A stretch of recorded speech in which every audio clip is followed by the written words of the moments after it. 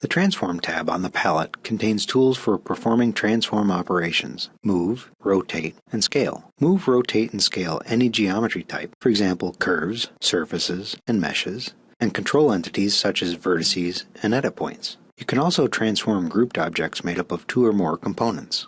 Every object or component has a pivot point. When you apply a transform, the transform is applied with respect to that pivot point. You can relocate the pivot point using the Pivot Point Transform tools. You can constrain transforms to any of the three axes, X, Y, and Z, using the three mouse buttons. First, let's look at the 3D views. In 3D views, the left, middle, and right mouse buttons constrain along the X, Y, and Z axes, respectively. For move, if you drag with the left mouse button, the object moves constrained to the X-axis. For rotate, if you drag with the left mouse button, the object rotates around the X-axis that passes through the pivot point. Similarly, the middle and right buttons constrain along the Y and Z axis, respectively. Scale is an operation independent of the axis. For scale, dragging with any mouse button gives the same result. The object is scaled uniformly. However, non-proportional scale is an axis-dependent transform. It behaves similarly to the Move tool. So you can non-proportionally scale an object along the X-axis by dragging the left mouse button, along the Y-axis with the middle, and along the Z-axis with the right. Now let's look at 2D orthographic views. The axis in line with the view direction is fixed. In these views, the left mouse button moves objects freely. The middle mouse button constrains to the horizontal, and the right mouse button constrains to the vertical. For the Rotate tool, rotation is constrained to the X, Y, and Z axes using the left, middle, and right mouse buttons, similar to 3D views. Scale and non-proportionally scale behave similar to the Move tool. The middle mouse button scales along the horizontal direction. The right mouse button scales along the vertical direction.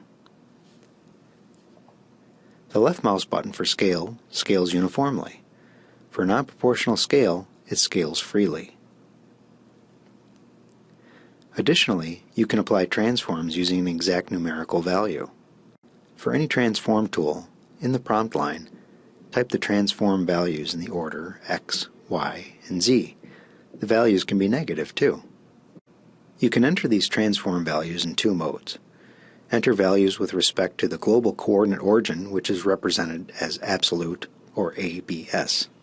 For example, to move this object 200 units in each direction, type 200, 200, 200, and press Enter. Alternatively, enter values with respect to the pivot of the object, which is represented as relative, or REL. You can quickly switch the mode by typing R on the prompt line and pressing Enter. Type A to switch to absolute. You can also constrain transforms by snapping. There are two types of snapping: snap to the intersection points of the grid, or snap to geometry. Hold the Alt key and click near a grid intersection to snap to that grid intersection. Grid snapping is most common in 2D orthographic views.